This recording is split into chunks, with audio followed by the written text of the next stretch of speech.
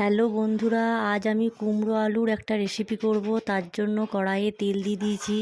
তেলের মধ্যে চিনি, শুকনো লঙ্কা আর পাঁচফোড়ন দিয়ে দিলাম। পেঁয়াজটাও দিয়ে দিলাম।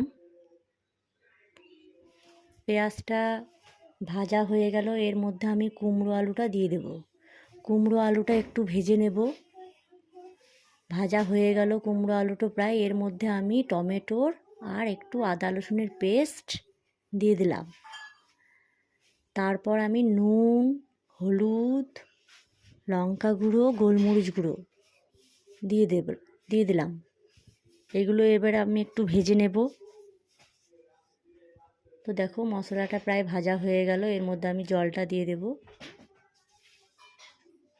জল দিয়ে 10 মিনিট মতো আমি ফুটিয়ে নেব। তো সেদ্ধ হয়ে গিয়েছে, রেসিপিটা তৈরিও হয়ে গেল। তো দেখো কেমন লাগছে রেসিপিটা। দেখো ভালো লাগলে লাইক করো, কমেন্ট করো, সাবস্ক্রাইব করো। তো বাই।